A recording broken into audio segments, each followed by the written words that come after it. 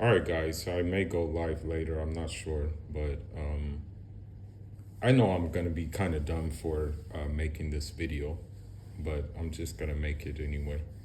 But you know, for those of you guys who don't know, I used to be a very big time anime fan. I used to like really like anime a lot. Um, I used to watch all types of anime. Um, I think my first one, I think my first introduction to anime was one called, I think it was called Technoman. Yeah, I think that was my first introduction to anime. Or there was one called Ronin Warriors, or there were a couple, but I was like very young, and I was introduced to anime. Um, but then, of course, this one took the world by storm. Um, we get into the Dragon Ball Z series. I wasn't necessarily into Dragon Ball that much, but people tell me it was a good one, regardless. I didn't really watch it that much, but um, got into Dragon Ball Z very heavily. Got into Dragon Ball GT pretty heavily. Kind of dibble dabbled in Dragon Ball Super. Um, but I'm kind of looking at it from a standpoint where I really really rewatched Dragon Ball Z and really kind of took a deep dive into it into Dragon Ball Z. I took like a real deep dive into the series. My favorite characters, of course, I like Goku, although he was a goofball, but he was powerful. Um, Vegeta, probably my archetype, Vegeta, and then you have also like Trunks too. Trunks was pretty good. Trunks was pretty good too. He was very nice. Um, you had Piccolo. I like him too. He had his moments as well. Um, but what I'm getting at is the more I look at Dragon Ball Z, the more I see the parallels between, and I know this is fictional characters, but they say art imitates life. I look at Dragon Ball Z and I say, that's us. And what I mean by us, I mean African descendant. You know, be it you're from the continent, be it you're in the Caribbean, or be it you're somewhere else. Now, granted, this isn't a Pan African video, okay?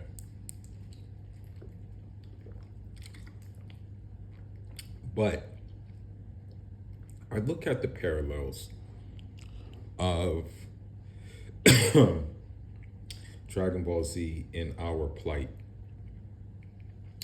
And you see the Saiyans, warrior race, right? Can transform to a primate, you know, had the ability to transform into a primate because of their tail, right? Um, you look at, for example, Frieza. Frieza was not brown. Frieza was like a white purple, you know. You look at what Frieza put the Saiyans through, and it's almost equivalent to what the French, the British, and the Italians and the Portuguese put us through in Africa. Like we were a subjugated people. You know what I'm saying? And uh, you know, many people thought, for example, that the Saiyans were going to they were going to die off, you know. Unfortunately, with the Native Americans, they kind of, they kind of, unfortunately for them, and I feel their plight. I I I I sympathize with all different Native Americans, be it the ones who are in North America, the ones who are in Canada, the ones who are Inuits indigenous to Alaska, the ones who are Inuit indigenous to Greenland, which are not in America, but you know, let's not talk about Danish colonialism. I'm not going to even go there. But you look at, for example, you look at colonialism and what it did to us. I mean, there were many instances of a genocide. You look at, for example, King Leopold and what he did in the Congo, right? I don't know the exact numbers, but it was a lot of people, unfortunately, that suffered. You look at, I want to say, Namibia and Germany, okay?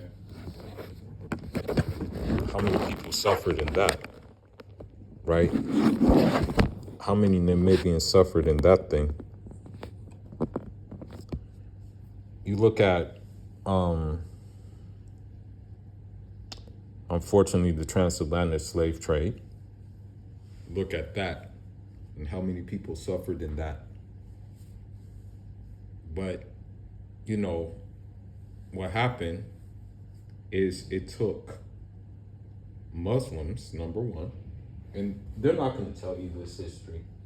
It took Muslims, number one, because we know the Haitian Revolution was kicked off by Muslims.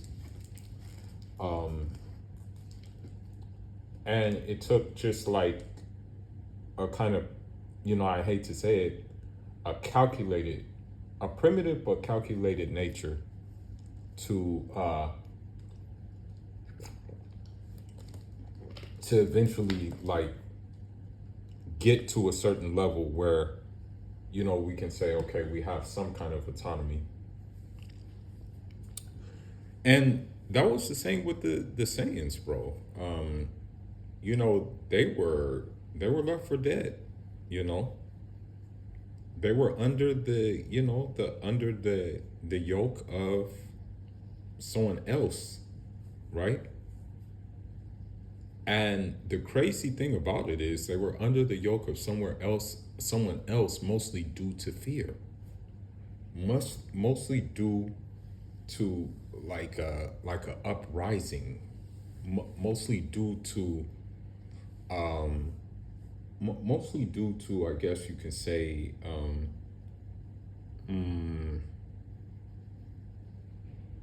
that those people will be conquered. You understand me? And one thing I want to say is that, yeah, you can say that, like, basically a saying is light. Basically, I'm just gonna say it.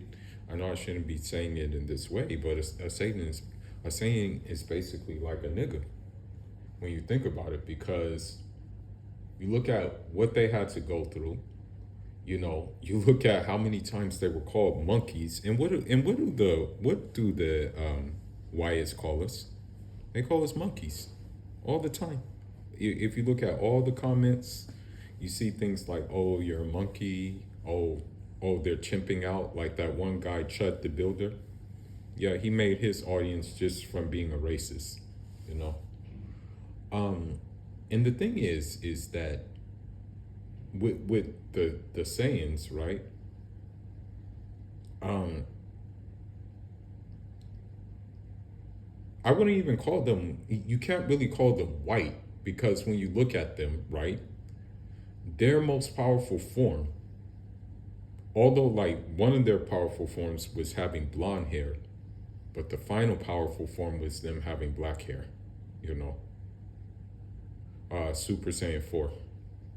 They have like Goku and Vegeta that have black hair, and then when they fused together, they had the final one had red hair. But when you look at just like um, I guess you can say when you look at just kind of like the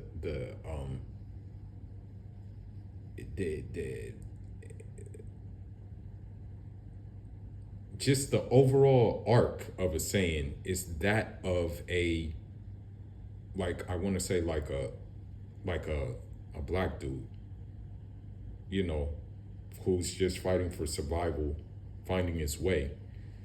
The thing is too, although we're not at that point much longer, we're not at that point in the West, but again, I swear to Allah, I'm not going back to the West. But we're not at the point at the West where you have women holding you down.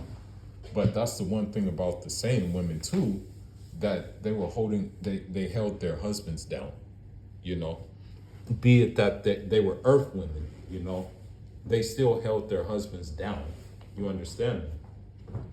So this kind of thing, this kind of dynamic kind of reminds me of like how it was in the past when, of course, the African woman would hold her her man down.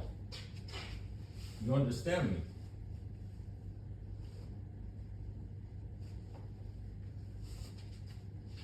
She would hold her man down, and even in slavery, she was still. There were some, of course, who fell by the wayside, and they decided that, for upper mobility, some forced, okay, some voluntarily decided that they were going to procreate with the master. Some decided, okay, we'll procreate with the master voluntarily for upper mobility, and some decided, okay, well, it's by force. Now, another thing too that I want to say about it is that when you look at, for example, Vegeta, right? Vegeta's father was killed by Frieza. I think Goku's father was killed by Frieza. Like, all their family was killed off. You understand me? And that's sometimes, like, many times in colonialism that would happen. Like, many times there would be like a French, a British, or someone like that would just wipe out a whole family, bro, and then the kid is just left. And then when you look at the transatlantic slave trade, that increased. You understand me? You understand that increased, right? Now, now another thing about the Saiyan is just like the resilience. You know what I'm saying? And maybe I'll end here, and maybe I'll make a part two, because I want to segue into something else in this video as well. You know, I want to segue into something else as well. You know, you look at the resilience. I mean, they were always training, always like just getting stronger, stuff like that. They were always doing that. They, put themselves into situations where you're like, oh, why would you do that? And, you look at what, the Haitian Revolution, you look at the Toroidal revolts, which involved basically my tribe, Tukulor, fighting not only the Arab slave traders, but the French ones as well. It's like you question yourself, okay, why would they put themselves in such a situation? Whereas, like, when you look at the Saiyan, same thing. They would put themselves in precarious training situations, and they're like, oh, wow. You know what I'm saying? Yeah, so this is the thing. This is the how it works, Now,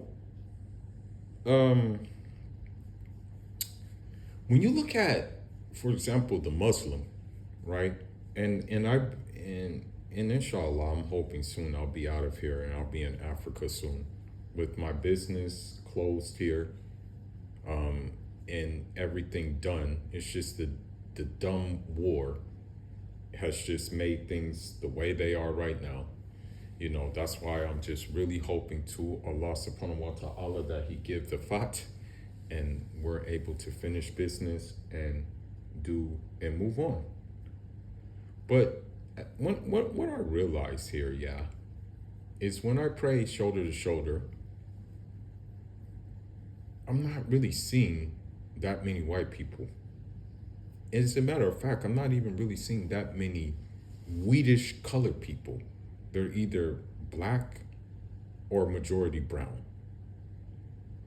And I just want to segue into this to show that, like, when you look at, like, for example, the Saiyan, when you look at the Muslim, they and the black, they all have a common denominator that they were once on top, but then somehow they got subjugated, you know. But it was always by a lighter skinned, hateful population that did the subjugation. You understand me? So although, like, for example, a lot of Muslims, I hate to say it, be it Arab, be it Southeast Asian, be it East African, and even some West Africans, unfortunately, try to find proximity with whiteness.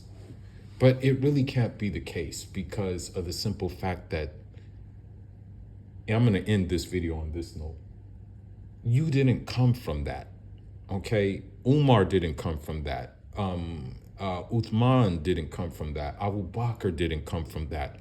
Uh, Ali didn't come from that. Ibn Abbas didn't come from that. Abu Musa al-Ashari did not come from that. Sa'd ibn Waqqas did not come from that. Hamza did not come from that. Mishha did not come from that. Bilal did not come from that. Ubadah ibn Samit did not come from that. Miqdad did not come from that. Abdullah ibn Masud did not come from that. Amir ibn al-As did not come from that.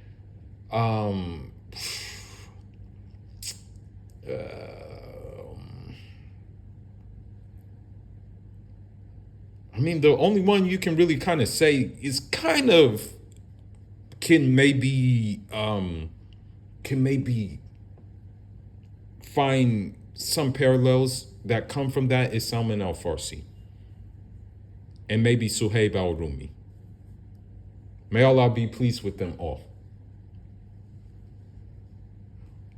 And I'm not trying to make this a color thing, but when you look at the descriptions of these men, Umar, Khalid, Hamza, when you look at the Arabic, Tawil, Rijal Sadus, Rajul Sadus, okay? Very tall men. Bonahum Adam, okay? You should know what that word means, Adam. Bonahum Shadid al-Udma, okay? And I'm not saying that they were ethnically that, but I'm saying that their phenotype was that. And maybe, I'll make another video. In fact, I'll make part 2. I think I'm going to make part 2 because part 2 just came into my head right now. Part 2 just came into my head.